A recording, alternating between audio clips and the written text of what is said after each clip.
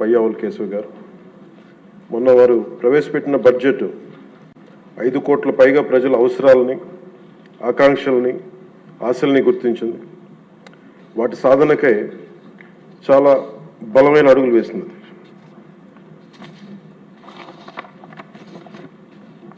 Particular ఇది మనకున్న ఆర్థిక పరిస్థితులు కానీ 2014 రాష్ట్ర విభజన జరిగినప్పటి నుంచి కానీ 2019 నుంచి 24 వరకు ఒక అరాచకమైన అనిశ్చితితో కూడిన ప్రభుత్వం కానీ ఈ కేయాటిక్ ఇలాంటి గందరగోళం మధ్యలో ఇంత అవకతవకల మధ్యలో కూడా చాలా 3,32,205 కోట్లతో బడ్జెట్ చాలా చాలా ఉన్న పరిమితమైన వనరుల్ని, ఉన్న మానవ వనరుల్ని ఎంత జాగ్రత్తగా వాడాలి, ఎంత జాగ్రత్తగా ప్లాన్ చేయాలనేది ఈ బడ్జెట్ చాలా చాలా తెలియజేసిన అధ్యక్ష. ఇందాక నేను చెప్పింది మన ప్రజల అవసరాలని, ఆకాంక్షలు నేను చెప్పడానికి కారణం కూటమి ప్రభుత్వం ఈ ఏడాది కేవలం సామాజిక పెన్షన్ల కోసమే దాదాపు 33,000 కోట్లు పైగా ఖర్చు చేయనుంది అధ్యక్ష. ఇది ఎలాంటి పరిస్థితుల్లో ఖర్చు చేస్తున్నామంటే గత ప్రభుత్వం 9.74 లక్షల కోట్ల అప్పుల్ని సృష్టించి మనకు ఆర్థిక విధ్వంసం నుంచి మనల్ని నెట్టేస్తే ఇలాంటి పరిస్థితుల్లో ఏ నాయకుడికైనా సరే, ఏ పార్టీకైనా సరే చాలా ఒక అస్తవ్యస్తంగా ఉండే పరిస్థితులు. దీంట్లో వీటన్నిటిని తట్టుకొని దానికి ఎలాంటి ఆలోచన విధానం ఉండాలి ఆ వ్యక్తికి అని చెప్పడానికి ముఖ్యమంత్రి గారు ఒకసారి ఆలోచించాలి. పయ్యావుల కేశవ్ గారు ఆ రోజు బడ్జెట్ ప్రసంగంలో వారు చాలా బ్యూటిఫుల్ కోట్ చేస్తూ వెళ్ళారు. దాంట్లో ఒకటి రవీంద్రనాథ్ ఠాగూర్ గారు చెప్పింది, తాను నాటిన చెట్ల నీడలో తాను ఎప్పటికీ కూర్చోలేనని తెలిసిన భావితరాల కోసం చెట్లు నాటి వ్యక్తి జీవితం యొక్క నిజమైన విలువను అర్థం చేసుకున్నవాడు అన్ని విశ్వకవి రవీంద్రనాథ్ ఠాగూర్ గారి మాటల్ని ఇక్కడ ఆయన ఉటంకించారు అధ్యక్ష. ఇది వారిని ఎలా కంపేర్ చేశారంటే ఒక దూరదృష్టి, దక్షత, దార్శనికత ఉన్న గౌరవ ముఖ్యమంత్రి వారు చంద్రబాబు నాయుడు గారితో కంపేర్ చేసి చెప్పారు అధ్యక్ష. ఎందుకంటే మనకు ఉన్న పరిస్థితుల్లో ఉన్న పరిమితమైన వనరుల్ని, ఉన్న మానవ వనరుల్ని ఎంత సమర్థవంతంగా వాడుకోవాలి అని అనటానికి ఆయన దూరదృష్టి, ఆయన పరిపాలన దక్షత, అలాగే ఆయన దార్శనికత ఈ రెండు ఈ బడ్జెట్లో చాలా స్పష్టంగా ఆయన గైడెన్స్ కానీ వారి పయ్యావుల కేశవ్ గారితో కలిసి వారు దీన్ని తీసుకొచ్చిన విధానం కానీ మనస్ఫూర్తిగా గౌరవ ముఖ్యమంత్రి గారికి మనస్ఫూర్తిగా ఈ సభ తరపున వారికి అభినందనలు తెలియజేస్తాను. అండ్ ఈ ప్రభుత్వం దూరదృష్టి, దక్షత, దార్శనికత ఉంటే గత ప్రభుత్వం ధ్వంసం, విధ్వంసం, విచ్ఛిన్నంతో కూడిన ప్రభుత్వం. ఒకసారి ఎట్లా చెప్పాలి బడ్జెట్ మనకి ఏమేమి ఉన్నాయో ఒకసారి మీకు ప్రజెంట్ చేయడానికి అధ్యక్ష.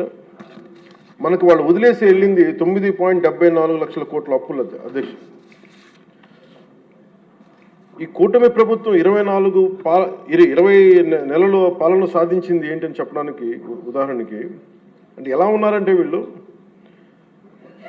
2014-19 మధ్య చేసుకున్న విద్యుత్ కొనుగోలు ఒప్పందాలను గత ప్రభుత్వం ఇష్టానుసారం రద్దు చేయడం ద్వారా విద్యుత్ సరఫరాలో లోటుపాట్లు వచ్చాయి. దీనికోసం విద్యుత్ కొనుగోళ్ల పేరిట అధిక ధర చెల్లించే బాధ్యత లేని ఆ వ్యక్తులకి చేసిన కొనుగోళ్ల కారణంగా డిస్కమ్స్కి 12,250 కోట్ల నష్టం వాటిల్లింది. ఈ 5 ఏళ్ల అసమర్థ విధానాల కారణంగా విద్యుత్ పంపిణీ సంస్థలు దాదాపు 1.29 లక్షల కోట్ల మేర నష్టపోయాయి. ఈ భారాన్ని విద్యుత్ బిల్లుల రూపంలో మళ్ళీ ప్రజల మీదనే మోపారు. కూటమి ప్రభుత్వం వచ్చిన తర్వాత ఈ విధానాలను రద్దు చేసి ట్రూ అప్ ఛార్జీని పూర్తిగా ఎత్తివేయడమే కాకుండా రాష్ట్ర చరిత్రలో ఎన్నడూ లేని విధంగా ట్రూ డౌన్ పేరిట ప్రజలపై విద్యుత్ బిల్లుల భారాన్ని తగ్గించినారు. అలాగే వాళ్ళు చేసిన అప్పుల వల్ల, వాళ్ళ నిర్లక్ష్య అసమర్థ పాలన వల్ల, ఆర్థిక విధ్వంసం వల్ల రాష్ట్ర అభివృద్ధి 30 ఏళ్ళు వెనక్కి నెట్టవేయబడి ఇవేదో రుజువుల్లో చేయకుండా విమర్శ కాదు అధ్యక్ష. ఇది మనం శ్వేతపత్రంలో ఉన్న వివరాల ప్రకారం, మన జూలై 24 శ్వేతపత్రం ఉన్న వివరాల ప్రకారం వెళ్ళిపోయిన పాలకులు దాదాపు 9,74,000 కోట్ల అప్పులు మన మీద వేసిపోయారు. అందులో వివిధ శాఖల పరిధిలో పనులు చేయించుకుని కాంట్రాక్టర్స్కి, వెండర్స్కి వాళ్ళు చెల్లించకుండా వదిలి వెళ్ళిన అప్పులే 1,35,000 కోట్ల రూపాయలు ఉన్నాయి. అందులో కూటమి ప్రభుత్వం ఏర్పడిన తర్వాత 25,000 కోట్ల రూపాయలు ముఖ్యమంత్రి గారి నాయకత్వంలో అప్పులు తిరిగి చెల్లించగలిగాం అధ్యక్ష. నీటిపారుదల, రోడ్లు, భవనాలు, పరిశ్రమల శాఖల వారీగా ప్రాజెక్టుల కోసం మరో 37,000 కోట్లు విడుదల చేయడం జరిగింది. కూటమి ప్రభుత్వం ఏర్పడిన తర్వాత వాళ్ళు మిగిల్చిన అప్పులను క్లియర్ చేస్తూ అదనంగా సెంట్రల్లీ స్పాన్సర్డ్ స్కీమ్స్కి 25-26 ఆర్థిక సంవత్సరం 18,700 కోట్లని విడుదల చేయడం జరిగింది. కేంద్ర ప్రభుత్వం నుంచి వచ్చిన 10,500 కోట్ల నిధుల్ని వినియోగించడంలో గత ప్రభుత్వం చాలా ఘోరంగా విఫలమైంది. అందులో 1,800 కోట్లు PMAY అర్బన్ రెజ్యువనేషన్ మిషన్, ప్రధానమంత్రి Ayushman Bharat, pre matric scholarship for OBC, EBC, denotified తెగలు, PMSSV కింద రావాల్సిన పోస్ట్ మెట్రిక్ స్కాలర్షిప్లు చెల్లించకపోవడంతో వెనక్కి వెళ్ళిపోయాయి. తద్వారా పట్టణాల్లో అభివృద్ధి నిలిచిపోయింది. రాష్ట్ర విద్యార్థులు, యువత నష్టపోయింది. సెంట్రల్లీ స్పాన్సర్డ్ స్కీమ్స్కి రాష్ట్ర మ్యాచింగ్ గత ప్రభుత్వం ఇవ్వకపోవడం వల్ల 8,700 కోట్ల రూపాయలు నిరుపయోగం అయిపోయాయి. తద్వారా కేంద్ర ప్రాయోజిత పథకాల అమలు ఆగిపోయింది. ఇట్లా గత ప్రభుత్వం పూర్తి చేయకుండా వదిలేసి వెళ్ళిన పులివెందులు కానీ, డోన్, ఉద్దానం ప్రాజెక్టులకి తిరిగి మన ప్రభుత్వం వచ్చి 400 కోట్ల రూపాయలు కేటాయించి మళ్ళీ విలేజ్ స్కీమ్ ప్రాజెక్టులను ఈ వేసవిలోని ప్రజలకి అందుబాటులో తీసుకురాబోతుంది.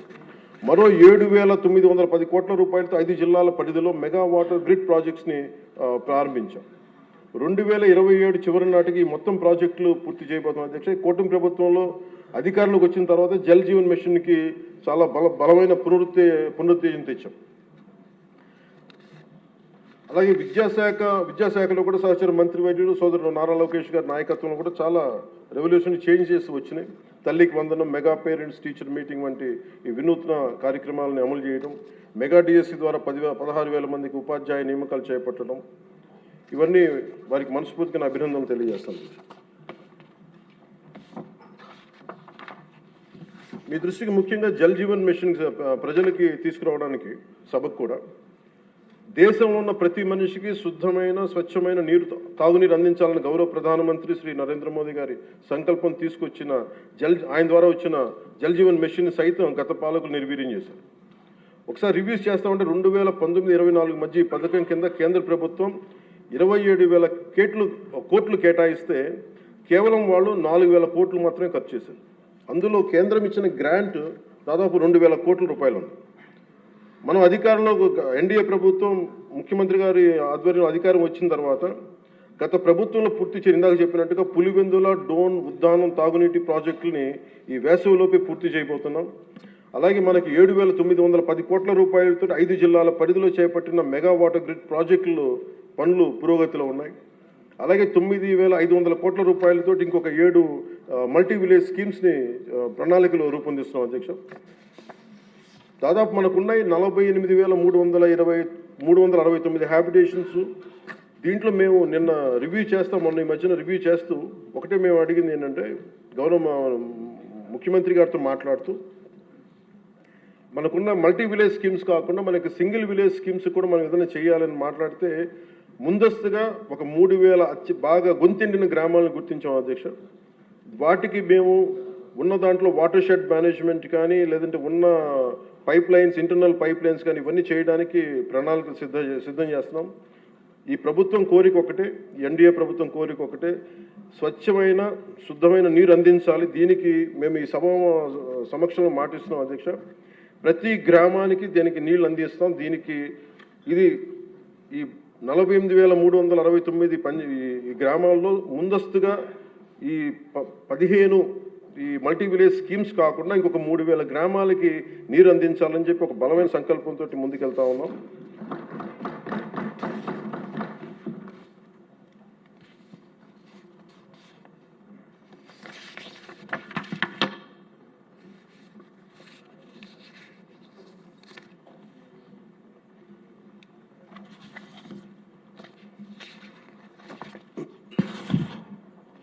ఉదాహరణకి మీకు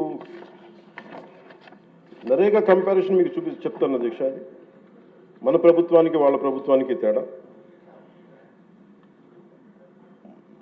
నరేగా పథకం కింద 2019-24లో వాళ్ళు ఖర్చు పెట్టింది ఈ సీసీ రోడ్లు కానీ, బీటీ రోడ్లు కానీ మీకు తెలియజేస్తాను. ముందు సీసీ రోడ్లకి వాళ్ళు 610 కోట్లు ఖర్చు పెట్టి ఈ సీసీ రోడ్లకి, బీటీ రోడ్లకి 5 సంవత్సరాల్లో వాళ్ళు 610 కోట్ల రూపాయలు ఖర్చు పెడితే ఎన్డీఏ ప్రభుత్వం వచ్చిన తర్వాత ఖర్చు పెట్టింది 3853 కోట్ల అధ్యక్ష.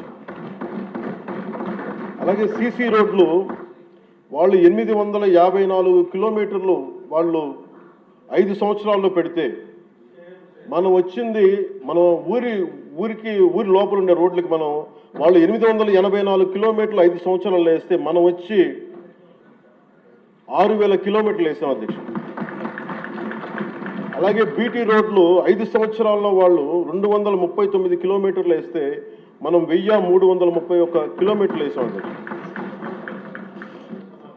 అలాగే ఆల్ స్కీమ్స్ మన రూరల్ డెవలప్మెంట్కి సంబంధించి వాళ్ళు మొత్తం పెట్టిన ఖర్చు అధ్యక్ష 5 సంవత్సరాలు వాళ్ళు పెట్టిన ఖర్చు 4610 కోట్ల రూపాయలు అయితే మనం ఖర్చు పెట్టింది 11,506 కోట్ల రూపాయలు ఖర్చు పెట్టాం.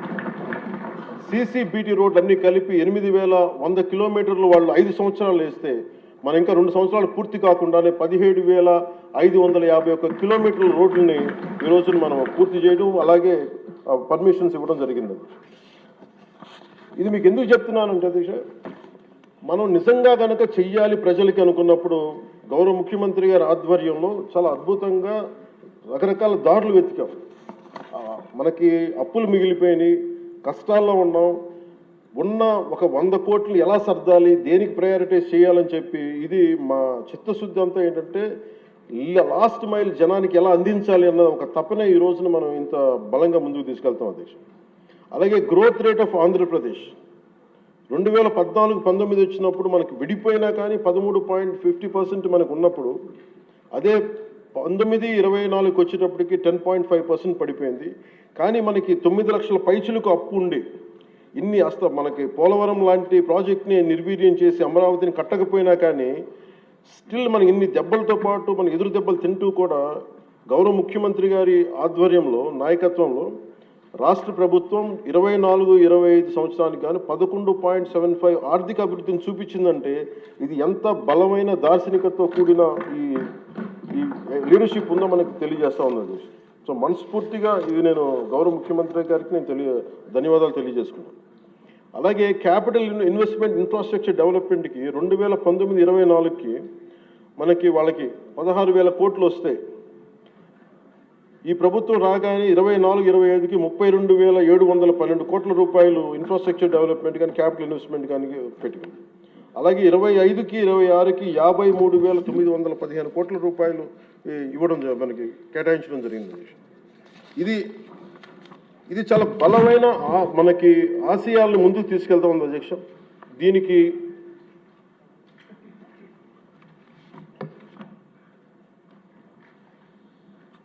దీనికి నేను కోరుకుంటుంది కూడా ఈ అలయన్స్ చాలా బలంగా ఉండాలి అనేది నా ప్రజల సభ్యులందరికీ కూడా నేను నా ఆకాంక్షని నా ఆశయాన్ని తెలియజేస్తాను. నేను ఎందుకు ఇంత తపన పడ్డాను, రాష్ట్ర విభజన జరిగినప్పటి నుంచి ఆంధ్ర రాష్ట్రం వెనుకబాటు పడిపోయింది, దీనికి ఎవరు ముందుకు తీసుకెళ్ళలేము అనుకున్న దాంట్లో నేను ఏమీ ఆశించకుండా 2014లో మన అలయన్స్ కోసం నేను కష్టపడ్డాను. అలాగే 19లో కూడా ఉండాలని కోరుకున్నాం, అది పరిస్థితుల్లో కుదరలేదు. కానీ 24కి వచ్చేటప్పటికి నేను పార్టీ పరంగా అన్ని తగ్గి అన్ని రకాలుగా ఎందుకు పెట్టానంటే ఇది నేను పార్టీగా గెలవడం కంటే కూడా నేను ఇండివిజువల్గా సాధించడం కంటే కూడా నేను కోరుకుంది 5 కోట్ల మంది ప్రజల ఆకాంక్షల్ని ఆశయాల్ని ముందుకు తీసుకెళ్లాలని నా తపన. ఇది ఎట్టి పరిస్థితుల్లో కూడా నేను కోరుకుంటుంది. ఇప్పుడిప్పుడే మనం చిన్నపాటి ఒక 1 పాయింట్ అభివృద్ధి చూసాం మనం ఇప్పటికీ. ఇది ముందుకెళ్ళాలి, ఇంకా మన ఆకాంక్షలను ఆశయాలు ముందుకు తీసుకెళ్ళాలి అంటే ఇది మనలో ఉన్న ఏమన్నా సరే చిన్న సవరణలు ఏదైనా చేసుకుంటే అందరం ముందుకెళ్ళాలి. ఈ ప్రభుత్వానికి ముఖ్యమంత్రి గారికి బలంగా నిలబడాలని మనస్ఫూర్తిగా కోరుకున్నాను అధ్యక్ష. అలాగే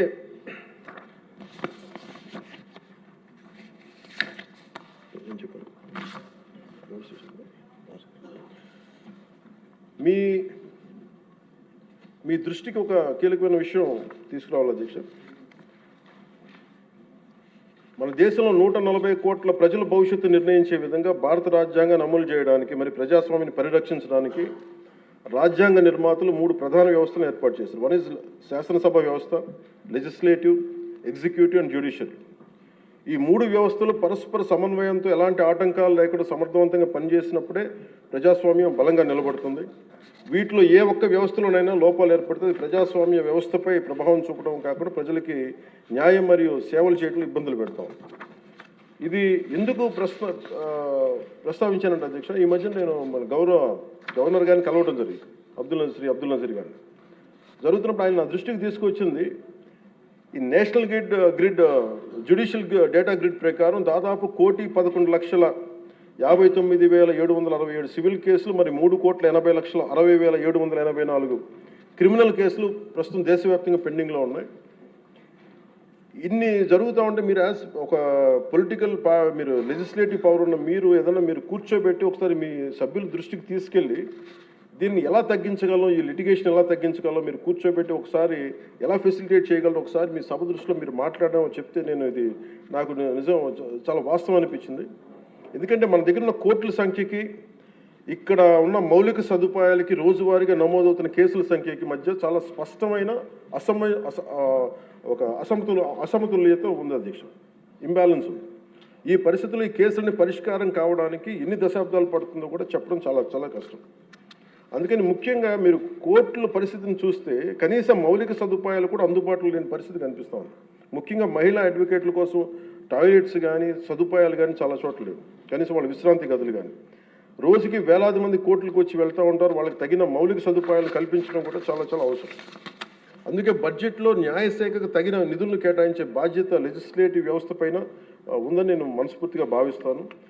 ఈ సందర్భంలో ఈ సంవత్సరం గౌరవ ఆర్థిక శాఖ మంత్రి పయ్యావుల కేశవ్ గారు ప్రవేశపెట్టిన ఈ బడ్జెట్లో దాదాపు 100 కొత్త కోర్టు భవనాల నిర్మాణానికి 349 కోట్లని కేటాయించడం చాలా చాలా మనస్ఫూర్తిగా అభినందిస్తాను. గతంతో పోలిస్తే కూటమి ప్రభుత్వం న్యాయశాఖ చాలా ప్రాధాన్యత ఇస్తున్నప్పటికీ కూడా సభ దృష్టికి నేను తీసుకొస్తే ఇంకా మనం చేయాల్సిన పనులు చాలా చాలా ఉన్నాయనిపిస్తుంది. ఎందుకంటే ఆయన చెప్పింది, ప్రత్యేకించి గవర్నర్ గారు చెప్పింది, ఒక్క కేసు ఒకళ్ళ మీద ఉంటే మనందరికీ తెలిసి అందరం దాదాపు ముఖ్యమంత్రి గారు చెప్తే సభలో ఉన్న ప్రతి ఒక్కళ్ళ మీద ఏదో ఒకలాగా కేసులు ఉన్నాయి. మన మీద కేసు పడింది లేదంటే సగటు ఒక మనిషి మీద కేసు పడిందంటే మన ఒక్కళ్ళ మీద పడినట్టు కాదు, మన కుటుంబ సభ్యుల మీద, మన చుట్టుపక్కల ఉన్న దాదాపు 10 మంది మీద పడద్ది. ఆయన అబ్దుల్ నజీర్ గారు చెప్పింది కూడా, ఒక కేసుని మీరు ఒక వ్యక్తిగా చూడకండి, ఒక సమూహంగా చూడక 10 మంది మీద ఇంపాక్ట్ ఉంటుంది. మీరు కోటి కేసులు ఉన్నాయంటే దాదాపు 10 కోట్ల మంది ప్రజల మీద ఇంపాక్ట్ ఉంటుంది.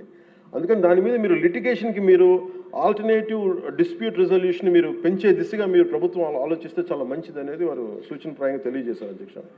అలాగే కేసుల స్వభావం క్లిష్టతను బట్టి చిన్న చిన్న వివాదాలను ఏడీఆర్ సెంటర్ల ద్వారా పరిష్కరించేలా చర్యలు తీసుకుంటే కోర్టులపై ఉన్న భారం తగ్గుతుంది. ఇవే కాకుండా కొత్త కోర్టు భవనాల నిర్మాణం మాత్రమే కాకుండా ఇప్పటికున్న కోర్టులన్నింటిలో కూడా కనీసం మౌలిక సదుపాయాలు కల్పించడం అత్యంత అవసరం.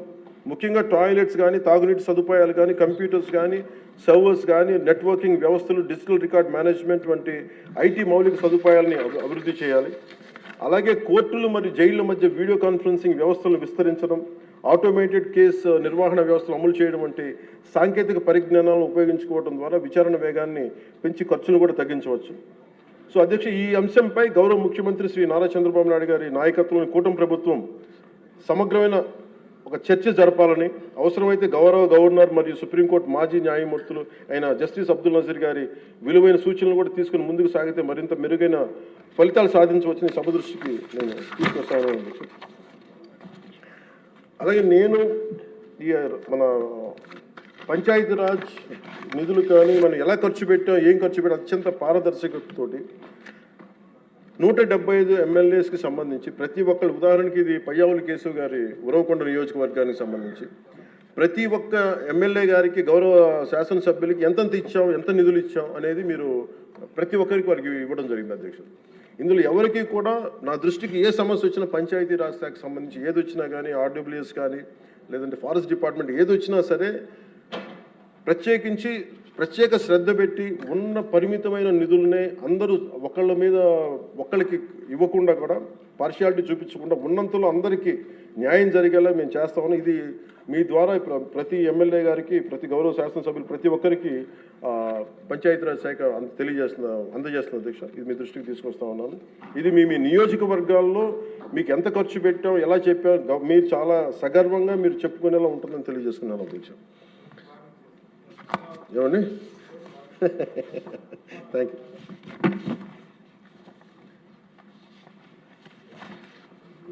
అలాగే అధ్యక్ష వీళ్ళకి సంబంధం అంటే నాకు సభ దృష్టికి ఇంకా గౌరవ సభ్యులందరూ మాట్లాడతారు. నా సభ దృష్టికి నేను తీసుకురాగలిగేది ఇప్పటికీ కూడా వాళ్ళ సభ్యులు తక్కువ 11 మంది అయినప్పటికీ కూడా వాళ్ళు ఒక 1100 మంది ఉన్నట్టుగా వాళ్ళు మాట్లాడుతూ ఉంటారు. అంటే మనం ఎందుకనంటే వాళ్ళు చెప్పిన దాన్ని చాలా బలంగా నమ్ముతారు. మనం చేసే పనులు మనం చెప్పుకోలేం, మనం చేయడానికి సంకోచిస్తున్నాం ఏంటో తెలియదు. కానీ వాళ్ళు చూడండి, ఇందాక నేను చెప్పింది మీకు, when we are irresponsible, our NDA alliance is so responsible, reliable and reasonable government, while they are irrational, irresponsible and abusive group. వీటన్నిటి మధ్యలో మనం కూర్చోబెట్టి మనం ఏదైనా మాట్లాడాలి అంటే మనందరం కూడా ఒక ఏకాభిప్రాయం మీద ఒక ఏకత్వం ఉండాలి అనేది నేను మనస్ఫూర్తిగా సభ్యులందరినీ కూడా నేను కోరుకుంటా ఉన్నాను. అంటే వాళ్ళు చూడండి, ఆర్టికల్ 21 కాన్స్టిట్యూషన్ ఆఫ్ ఇండియాలో protection of life and personal liberty మాట్లాడితే మేబీ వాళ్ళు ఏమనుకున్నారంటే endangering others life, violating their liberty must be fundamental right అనుకుంటున్నారు వాళ్ళు. ఇది మనం కరెక్ట్ చేయాలి. అలాగే ఆర్టికల్ 19లో 1A all citizens have the right to freedom of speech and expression అంటే వాళ్ళు ఏమనుకున్నారంటే for them it is right to abuse others అనుకున్నారు. ఇవన్నీ కరెక్ట్ చేయాలంటే మటుకు మనం చాలా బలంగా మనలో మనం ఎలాంటి పొరపక్షాలు లేకుండా మనలో మనకి ఎలాంటి గొడవలు లేకుండా ఉంటే తప్ప ఇలాంటి అబ్యూజివ్ వ్యక్తుల సమూహాన్ని మనం ఎదుర్కోలేము అధ్యక్ష. కల్తీలు వాళ్ళే చేస్తారు, వాళ్ళే బూతులు తిడతారు. ఎలా ఉంటుందంటే హిందీలో చెప్తారు, ఉల్టా చోరు కొత్త వాళ్ళు కూడా అంటే దోపిడీలు చేసే దొంగ పోలీసు వస్తే పోలీసుని దొంగ అని నరిచాడు. వాళ్ళే తిట్టి వాళ్ళే అబ్యూస్ చేసి మళ్ళీ మనం తిట్టామని చెప్తారు. కల్తీలు వాళ్ళే చేస్తారు. కానీ మనం డిఫెండ్ చేసుకోవడానికి irrespective of whether we are from different parties, మనం విభిన్నమైన కుల సమూహాల నుంచి రావచ్చు. కానీ బట్ రాష్ట్ర ప్రయోజనాలకి మనందరం ఒకే గలంతో ఉండాలని మనస్ఫూర్తిగా మీ ద్వారా నేను అందరూ ఉండాలని కోరుతున్నాను. నాకు మీకు ప్రజల ఆకాంక్షలు ఎలా ఉంటాయో తెలియదు, ప్రజల ఆశయాలు ఎలా ఉంటాయో తెలియదు. మీరు బడ్జెట్ వస్తుంది అంటే అరే మాకు ఏం వస్తుంది ఇందులో కోరుకుంటారు. ఒక సమ్మర్లో స్కూల్కి వెళ్ళబోతున్న పిల్లలకి అరే మాకు భవిష్యత్తు మాకు ఏం ఖర్చు ఉంటుంది, ఎంత ఖర్చు ఉంటుంది, తల్లిదండ్రులు రాసుకుంటారు. అది మాకు చిన్నప్పుడు మాకు గుర్తు. అలాంటిది ఒక బడ్జెట్ వస్తుంది అంటే ఎన్ని ఆశయాలు ఉంటాయి, ఎన్ని కోరికలు ఉంటాయి, ప్రతి గ్రూప్ మాకేమొస్తుంది మాకేముంటుందని అనుకుంటా ఉంటాం. ఇది మేమందరం ఈ రోజున బడ్జెట్లో అందరికీ ఎంత తృప్తిగా ఉంటుందో నాకు తెలియదు. కానీ one commitment to people I can say, ఒక 15 ఏళ్ళు మేము ఈ రాష్ట్రం కోసం ఈ అలయన్స్ ద్వారా మేము పాటుపడతాం. దానికి మేము చిత్తశుద్ధిగా త్రికరణ శుద్ధిగా అద్భుతంగా ఉండాలి రాష్ట్రం మనస్ఫూర్తిగా నేను కోరుకున్నాను అధ్యక్ష. వీటితో పాటు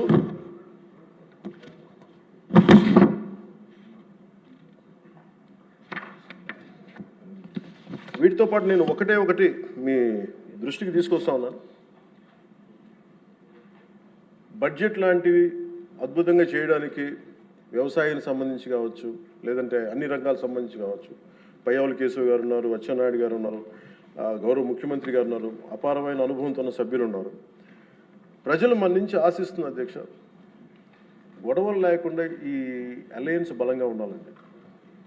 మనం తెలియచేయాల్సింది ఏంటంటే, ఏ ఒక్క ఎమ్మెల్యే ఈ సభలో అడుగు పెట్టాలన్నా అన్ని కులాలు అన్ని మతాలు సపోర్ట్ చేయందే, ఎంతో కొంత ఓటు వేయందే ఇక్కడికి రారు. కానీ ఈ మధ్యన పరిస్థితులు ఎలా ఉన్నాయంటే, బయట ప్రత్యేకించి వీళ్ళు చేస్తున్నది, వాళ్ళు ఎలా మాట్లాడుతున్నారంటే ఇష్టం వచ్చినట్టుగా తిట్టేసి కులాలు వెనక దాక్కున్నారు. అది మటుకు ఎందుకంటే నేను ఒక భారత రాజ్యాంగం నేను నమ్ముతున్నాను పెట్టినప్పుడు I'm beyond cost, creed and religion. అది ప్రతి శాసనసభ్యుడి తాలూకు అది ఓత్ అధ్యక్ష. కానీ మనం తెలియజేయాల్సింది ఏంటంటే, కులాల వెనక దాక్కోవటం కుదరదు. మీరు ఇష్టానికి తిట్టేసి ఇష్టానికి వచ్చి ఏదైనా తిరిగి అంటే మేము కులాల వెనక దాక్కుంటామంటే ఇలాంటి ధోరణి కనుక మనకు ఉంటే ఆంధ్రప్రదేశ్ ప్రజానీకం నష్టపోతుంది. నేను చెప్తున్నాను, కులాలు మతాలు ప్రాంతాలు దాటకపోతే ఈ రాష్ట్ర ప్రయోజనాలను మనం సాధించలేము. ఖచ్చితంగా ఇది మీరు పదే ఇది మీరు ఇళ్లలో మాట్లాడుకుంటారా, ప్రజలకి తెలియజేస్తారా, మీ నియోజకవర్గాలు ఇది చేయకపోతే ఏమైపోతుంది అధ్యక్ష? విచ్ఛిన్నం, ఇందాక వాటి గురించి చెప్పాను, వాళ్ళు విచ్ఛిన్నం చేయడానికి సిద్ధంగా ఉన్నారు. ఇప్పుడు మన ఐక్యత ఉండాలి అని సమాజం కోరుకుంటే వాళ్ళు విచ్ఛిన్నం చేయడానికి సిద్ధంగా. దీన్ని రిపీటెడ్గా కనుక మనం ప్రజల్లోకి తీసుకెళ్ళకపోతే మటుకు మనం ఎన్ని గొప్ప బడ్జెట్లు పెట్టి ఎంత సదాశయాలతో ఉన్నా కానీ quality of thought, quality of behaviour కనుక మనకు లేకపోతే ఇంత బడ్జెట్లు కూడా, ఇంత ఆశయాలతో ఉన్న బడ్జెట్లు కూడా నిష్ప్రయోజనం అయిపోతాయి. ఆ జాగ్రత్త మనం అందరం తీసుకోవాలి అధ్యక్ష. ఈరోజు మనం బడ్జెట్ గొప్పగా ఉంది అని ముందుకు తీసుకెళ్తున్నాం, కానీ మన బాధ్యత కూడా మనం నిర్వర్తించాలనేది నేను మనస్ఫూర్తిగా సభను కోరుకుంటూ గౌరవ ముఖ్యమంత్రి గారికి అవకాశం ఇచ్చిన మీకు, గౌరవ శాసనసభ్యులందరికీ, మంత్రివర్గానికి అందరికీ నా ధన్యవాదాలు తెలియజేసుకుంటూ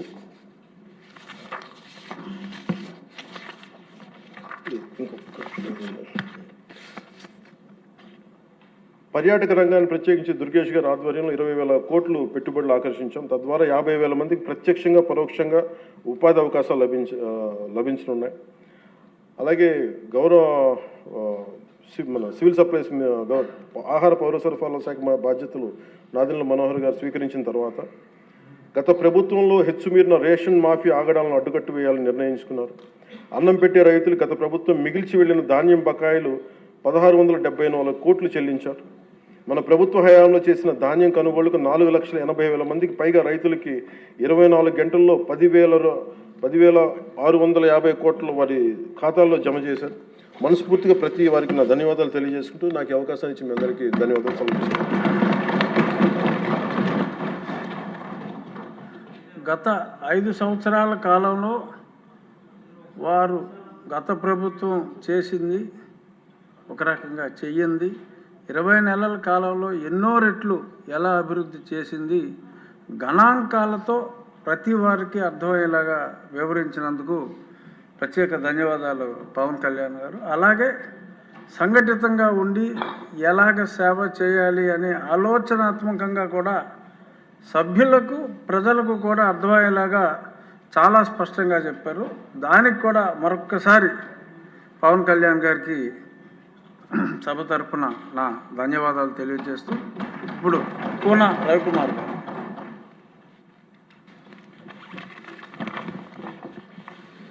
ధన్యవాదాలు అధ్యక్ష.